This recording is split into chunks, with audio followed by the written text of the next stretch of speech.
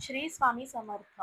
वटपौर्णिमेच्या दिवशी केलेली पूजा, उपवास आणि नियम जर योग्य पद्धतीने पाळले, तर या व्रताचे शुभ फळ अनेक पटींनी वाढत असते, असे मानले जाते. पण अनेक वेळा कळत नकळत काही चुका घडतात.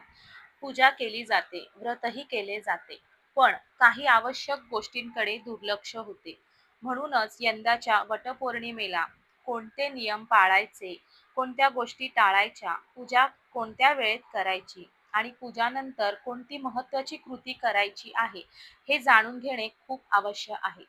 कारण श्रद्धेबाबत पद्धतही तितकीच महत्त्वाची असते. नमस्कार प्रिय बंधू भगिनींनो, तुमचा येणारा प्रत्येक दिवस सुखात, ऐश्वर्यात आणि निरोगी जावो. तसेच येणाऱ्या 24 तासात तुमची एखादी मोठी इच्छा पूर्ण हो, अशी मी स्वामींच्या पवित्र चरणी प्रार्थना करते. बंधू भगिनींनो, येत्या 29 जून रोजी पवित्र वटपौर्णिमा येत आहे. हा दिवस प्रत्येक विवाहित स्त्रीसाठी अत्यंत श्रद्धेचा, भावनेचा दिवस मानला जातो. आपल्या पतीच्या उत्तम आरोग्यासाठी, दीर्घ आयुष्यासाठी, संसारातील सुखसमृद्धीसाठी आणि कुटुंबाच्या मंगल भविष्यासाठी हे व्रत केले जाते. भारतीय संस्कृतीमध्ये वटवृक्षाला विशेष असे स्थान देण्यात आले आहे. हा वृक्ष केवळ एक झाड नाही, तर स्थैर्य, दीर्घायुष्य आणि अखंड सौभाग्याचे प्रतीक मानला जातो. म्हणून या दिवशी वडाच्या झाडाची पूजा करणे हे अत्यंत महत्त्वाचे आहे. आणि या दिवशी वडाच्या झाडाची पूजा करून महिला वर्ग आपल्या कुटुंबाच्या कल्याणासाठी प्रार्थना करतो. आज आपण जे नियम जाणून घेणार आहोत ते प्रत्येक महिलेसाठी उपयुक्त आहेत. अनेकदा आपण भक्तिभावाने पूजा करतो, पण काही छोट्या गोष्टींकडे दुर्लक्ष होते. अपेक्षित फळ मिळण्यामध्ये अडथळे निर्माण होतात. त्यामुळे ही माहिती अत्यंत काळजीपूर्वक ऐका. ही माहिती तुम्हाला कुठेही सहज मिळणार नाही. सर्वात आधी तुम्ही हे लक्षात घ्या, काळजीपूर्वक ऐका. ही तुम्हाला ठेवायची गोष्ट म्हणजे व्रताचा संकल्प. कोणतीही व्रत, कोणताही संकल्पाशिवाय त्याचे पूर्ण महत्त्व प्रकट होत नाही. म्हणून वटपौर्णिमेच्या दिवशी शक्यतो सूर्योदयापूर्वी उठावे, स्वच्छ स्नान करून मन शांत करावे आणि नंतर देवासमोर बसून तुम्हाला व्रताचा संकल्प करावा. संकल्प करताना मनामध्ये आपल्या पतीचे आरोग्य, दीर्घायुष्य, कुटुंबातील आनंद, घरातील सुख समृद्धी आणि सर्वांच्या मंगल भविष्यासाठी प्रार्थना करावी. संकल्प म्हणजे फक्त शब्द नसतात, ते आपल्या मनातील श्रद्धेचा आणि निश्चयाचा भाव असतात. जेव्हा श्रद्धा आणि संकल्प एकत्र येतात, तेव्हा व्रताची शक्ती वाढते, असे धर्मशास्त्रात सांगितले आहे. यानंतर व्रताची शक्ती येथे वटवृक्षाच्या पूजेचे वेळ व्रत करत असाल तर वडाच्या झाडाची पूजा करणे अत्यंत आवश्यक मानले जाते. वडाच्या झाडाजवळ जाऊन प्रथम नमस्कार करा, त्यानंतर पाणी अर्पण करावे. हळद, कुंकू, अक्षता, फुले, गंध आणि धूप अर्पण करावे. पूजन करावे. पूजा करताना घाई करू नका. काही मिनिटे शांतपणे त्या पवित्र वृक्षासमोर उभे राहा. मनातील चिंता, तणाव, काळजी स्वामींच्या चरणी अर्पण करा. अनेक घरांमध्ये पैसा, आरोग्य, नोकरी, व्यवसाय, कौटुंबिक अडचणींबाबत चिंता असते. अशा वेळी या दिवशी केलेल्या मनापासूनची प्रार्थना मानसिक समाधान आणि सकारात्मक ऊर्जा देणारी ठरते. पूजेनंतर वडाच्या झाडाला कापसाचा किंवा रेशमी धागा गुंडाळायचा आहे. प्रदक्षिणा घालताना श्रद्धेने मंत्र जप करावा. अनेक जणी ओम नमो भगवते वासुदेवाय किंवा सावित्री देवाय नमः मंत्राचा जप करतात. मंत्र जप करताना केवळ ओठांनी उच्चार करू नका. या मंत्राशी जोडण्याचा प्रयत्न करा. कारण मंत्राची खरी शक्ती श्रद्धेमध्ये असते. वटपौर्णिमा म्हणजे फक्त एक परंपरा नाही. हा दिवस नात्यांमधील विश्वास आणि समर्पण, त्याचबरोबर प्रेमाची आठवण करून देणारा दिवस आहे. याच कारणामुळे या दिवशी सावित्री सत्यवानाच्या पवित्र कथेचे विशेष महत्त्व सांगितले जाते. पूजा पूर्ण झाल्यानंतर शक्यतो ही कथा ऐकावी किंवा वाचावी.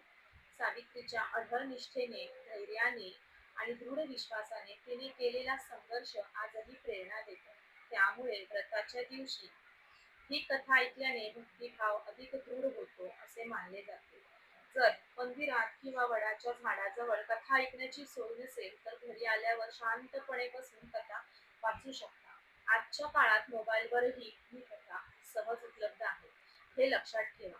व्रताचा खरा उद्देश केवळ विधी पूर्ण करणे नसून श्रद्धा, संयम आणि सकारात्मक विचार आपल्या जीवनात आणणे हा आहे. आणि म्हणूनच वटपौर्णिमेच्या दिवशी पूजा झाल्यानंतर वटवृक्षासमोर उभे राहून आपल्या कुटुंबाच्या सुखासाठी, पतीच्या उत्तम आरोग्यासाठी आणि घरातील मंगल वातावरणासाठी मनापासून आपल्याला प्रार्थना नक्की करायची आहे. आणि हीच प्रार्थना आपल्या जीवनात आनंद, समाधान आणि सकारात्मकता वाढवण्यास मदत करते. वटपौर्णिमेची पूजा जितकी महत्वाची आहे तितकाच महत्वाचा आहे या दिवशी केला जाणारा उपवास. अनेक महिलांच्या मनात एक प्रश्न असतो की उपवास नेमका कसा करावा, दिवसभर करावा की पूजा झाल्यानंतर सोडावा. याबाबत वेगवेगळ्या भागांमध्ये वेगवेगळ्या परंपरा दिसून येतात. काही ठिकाणी महिला सकाळी वडाची पूजा करून लगेच उपवास सोडतात, तर काही ठिकाणी संपूर्ण दिवस उपवास केला जातो आणि संध्याकाळी व्रत पूर्ण केले जाते. शक्य असेल तर संपूर्ण दिवस श्रद्धेने व्रत करणे अधिक उत्तम मानले जाते. कारण वटपौर्णिमा ही पौर्णिमेची स्थिती असल्याने अनेक जण दिवसभर उपवास करून संध्याकाळी व्रताची सांगता करतात.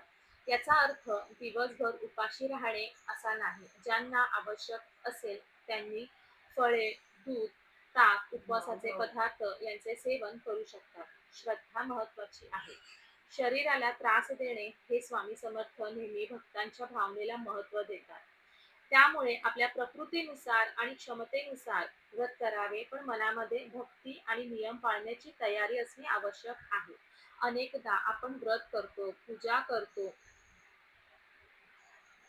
पण दिवसभर आपल्या मनामध्ये राग, ताण-तणाव, वाद, नकारात्मक विचार ठेवतो. अशा वेळी व्रताचे खरे महत्त्व कमी होते. म्हणून या दिवशी शक्य तितके शांत राहण्याचा प्रयत्न करा. घरात कोणाशी वाद घालू नका, कटुशब्द बोलू नका, मनामध्ये राग धरू नका. कारण वटपौर्णिमा हा केवळ बाह्य पूजेचा दिवस नाही, तर मन शुद्ध करण्याचाही दिवस आहे. लक्षात घ्या, अनेक महिला घरातील सर्व कामे पूर्ण करून मग पूजा करायला जातात. काही महिला वेळा दुपार उलटून जाते, पण शक्य असेल तर वटवृक्षाची पूजा दुपारी 12 वाजण्यापूर्वी करण्याचा प्रयत्न करा. कारण सकाळचा काळ पूजेसाठी अधिक शुभ मानला जातो. नक्कीच काही वेळा परिस्थितीमुळे उशिरा होऊ शकतो, पण जाणून बुजून पूजा पुढे ढकलू नका. आपण एखादे शुभकार्य योग्य वेळी करतो तेव्हा त्यामध्ये अधिक सकारात्मकता निर्माण होते. त्यामुळे सकाळची पूजा करण्याचे नियोजन आधीपासून करून ठेवा. आता आपण अशा एका विषयाकडे येतो ज्याबद्दल अनेक महिलांना उत्सुकता असते.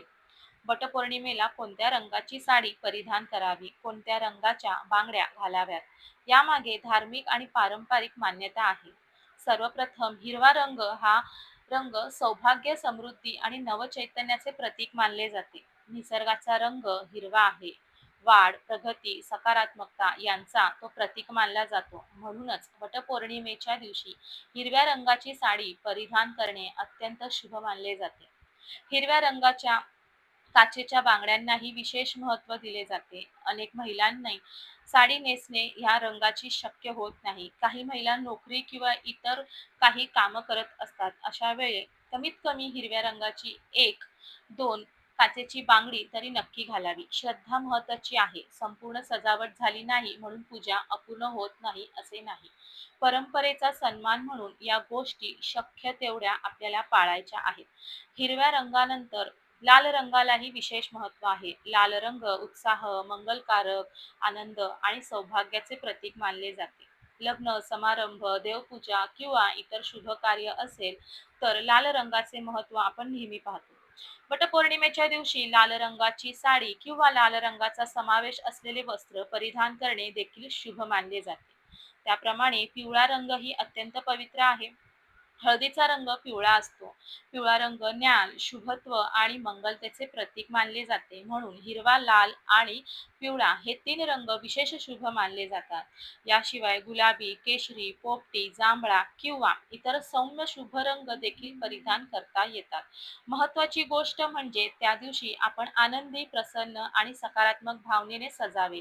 कारण बाह्य सजावट ही केवळ परंपरेचा भाग आहे. खरे सौंदर्य श्रद्धेमध्ये असते. मात्र काही रंग टाळण्याची आवश्यकता आहे. विशेषतः रंगाचे वस्त्र या दिवशी शक्यतो परिधान करू नये, म्हणजे काळ्या रंगाचे. कारण हा दिवस सौभाग्य, मंगलतेशी संबंधित आहे. त्याप्रमाणेच काळा किंवा गडद निळ्या रंगाचे वस्त्र देखील अनेक परंपरांमध्ये टाळले जाते. प्रत्येक कुटुंबांची पद्धत ही वेगळी असली तरी आपल्या घरातील ज्येष्ठ नागरिकांच्या मार्गदर्शनानुसार निर्णय घ्या. लक्षात ठेवा, रंग महत्त्वाचे असले तरी त्याच्या मागची महत्त्वाचा आहे तुमचा भक्तिभाव, मनामध्ये स्वामींचे स्मरण. प्रार्थना मनापासून असेल तर त्या पूजेचे पुण्य निश्चितच वाढले जाते. वटपौर्णिमेला केवळ परंपरा म्हणून पूजा करू नका. प्रत्येक कृती करताना मनापासून प्रार्थना करा की घरात सुख राहो, आरोग्य राहो, प्रेम राहो आणि स्वामींची कृपा कायम राहो. वटपौर्णिमेच्या दिवशी साडीच्या रंगा इतकेच महत्त्व बांगड्यांना देखील दिले जाते. कारण बांगड्या आपल्या संस्कृतीमध्ये केवळ अलंकार नसून ते सौभाग्याचे प्रतीक मानले जाते. आजकाल अनेक महिला साडीला मॅचिंग अशा विविध प्रकारच्या बांगड्या हातात घालतात. हे पूर्णपणे योग्य आहे. पण वटपौर्णिमेच्या दिवशी हिरव्या रंगाच्याच काचेच्या बांगड्यांना विशेष महत्त्व दिले जाते. हिरवा रंग जसा सौभाग्य आणि समृद्धीचे प्रतीक मानलं जातं, तसंच हिरवा चुडा देखील मंगलतेचे चिन्ह मानले जाते. तर तुम्हाला अनेक बांगड्या शक्य नसेल तरी कमीत कमीत एक तरी हिरवी काचेची बांगडी हातात असावी. कारण येथे संख्या महत्त्वाची नसते, तर श्रद्धा महत्त्वाची असते. अनेक महिला कार्यालयात जातात, दिवसभर काम करतात, जबाबदाऱ्या सांभाळतात. अशा वेळी मोठा चुडा त्यांना घालणे शक्य नसले तरी एक छोटी हिरवी काचेची बांगडी देखील परंपरेचा सन्मान राखते. याप्रमाणेच टिकलीबाबतही काही गोष्टी लक्षात ठेवाव्यात. वटपौर्णिमा हा सौभाग्याचा उत्सव आहे. त्यामुळे शक्यतो लाल, हिरवी किंवा इतर शुभ रंगाची टिकली लावावी. सजावट ही दिखाव्यासाठी नसते, ती आनंद, मंगलता आणि भक्तिभाव व्यक्त करण्याचा एक भाग असते. आता आपण अशा एका विषयाकडे येतोय जो अनेकदा दुर्लक्षित केला जातो. तो म्हणजे आहार. व्रत करत असताना आपण दिवसभर पूजा, जप, प्रार्थना याकडे लक्ष देतो. पण खाण्यापिण्याच्या काही गोष्टींचे नियम पाळले नाहीत तर व्रताची सात्विकता ही नक्कीच कमी होते असे मानले जाते. म्हणून या दिवशी कांदा, लसूण, मांसाहार, मद्यपान आणि इतर तामसी पदार्थ टाळावे. काही महिला पूजा करून आल्यानंतर लगेच उपवास सोडतात. त्यावेळी जे अन्न तयार केले जाते त्यामध्ये नकळत कांदा किंवा लसूण वापरला जातो. मात्र या दिवशी शक्यतो सात्विक भोजन करावे. कारण व्रताचा उद्देश फक्त उपाशी राहणे नसतो, शरीर आणि मन दोन्हीही सात्विक ठेवणे हा त्यामागचा खरा हेतू असतो. जर तुम्ही उपवास करत असाल तर दिवसभर फळे, दूध, ताक, राजगिऱ्याचे पदार्थ, शेंगदाणे, साबुदाणा यांसारखे पदार्थ घेऊ शकता. संध्याकाळी व्रताची सांगता केल्यानंतर खीर, पुरणपोळी, वरण भात, भाजी, पोळी, इतर सात्विक अन्न ग्रहण करू शकता. आता आपण एका अत्यंत महत्त्वाच्या नियमाकडे येतो. अनेक महिलांकडून नकळत एक मोठी चूक होते. काही जणी वडाच्या झाडाची फांदी तोडून घरी आणतात आणि तिची पूजा करतात. पण पारंपरिक मान्यतेनुसार असे करणे योग्य मानले जात नाही. कारण वटवृक्षाचे पूजन हे जिवंत वृक्षाचे पूजन. त्यामध्ये त्या वृक्षाची ऊर्जा, त्याचे अस्तित्व आणि त्याचे पावित्र्य जोडलेले असते. म्हणून शक्यतो प्रत्यक्ष वडाच्या झाडाजवळ जाऊन पूजा करावी. जर काही कारणास्तव जाणे शक्य नसेल तर घरी बसून स्वामींचे स्मरण करावे आणि मनोभावे प्रार्थना करावी. पण झाडाची फांदी तोडून आणणे टाळावे. त्याचप्रमाणे वटवृक्षाला कोणत्याही प्रकारची हानी पोहोचेल असे वर्तन करू नका.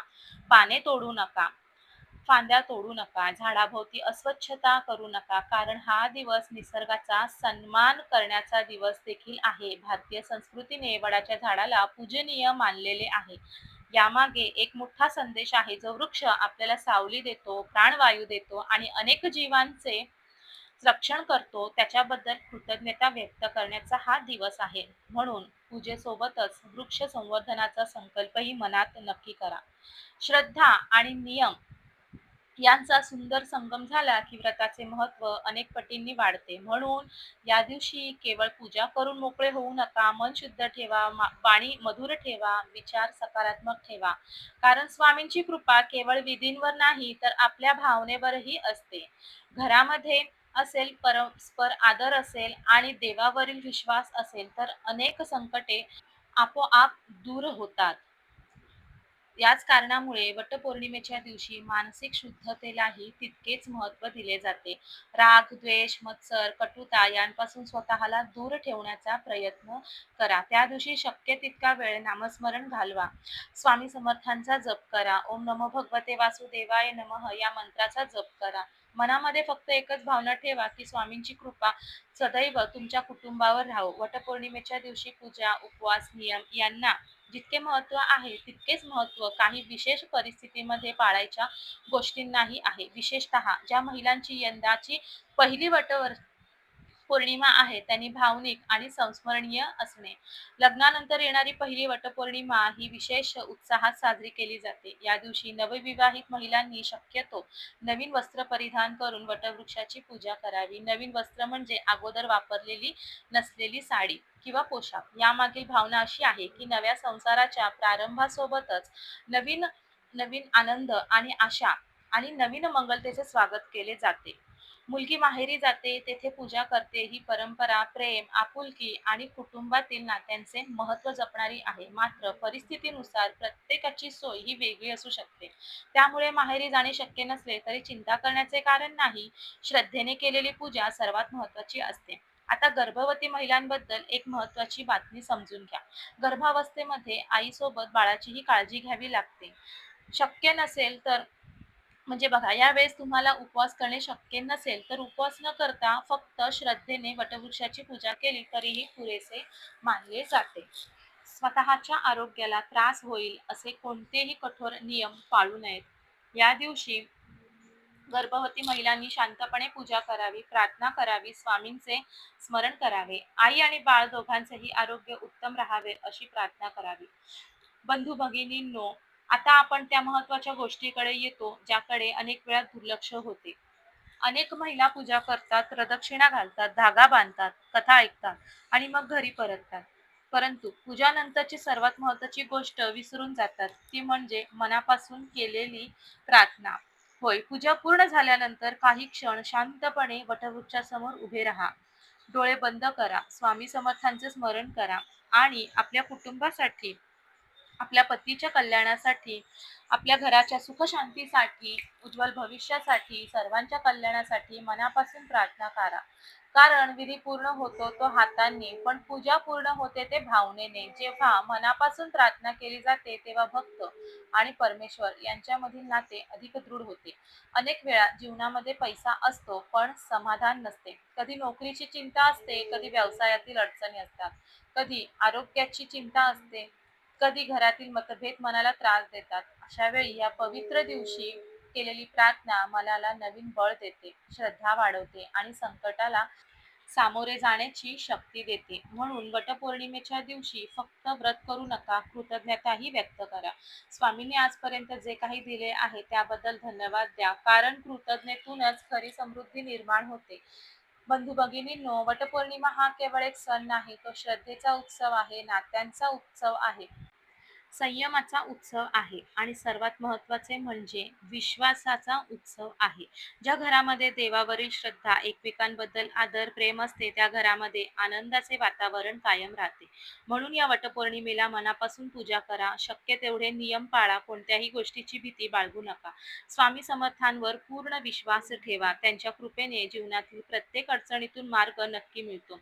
चला, श्री स्वामी समर्थांच्या चरणी प्रार्थना करूया की सर्वांच्या संसारात सुख, समाधान, आरोग्य, भरभराट नांदू दे. व्हिडिओमधील माहिती उपयुक्त वाटली असेल तर या व्हिडिओला मनापासून लाईक करा, आपल्या नातेवाईकांपर्यंत आणि मैत्रिणींपर्यंत माहिती शेअर करा, जेणेकरून त्यांनाही या पवित्र व्रताचे महत्त्व समजेल. कमेंटमध्ये श्रद्धेने श्री स्वामी समर्थ लिहायला विसरू नका आणि आपल्या या स्वामी परिवाराचा भाग बनण्यासाठी आपल्या सुधा स्वामी भक्ती या चॅनलला नक्कीच सबस्क्राईब करा. स्वामी महाराजांची कृपा तुमच्यावर आणि तुमच्या संपूर्ण कुटुंबावर सदैव राहावं. श्री स्वामी समर्थ.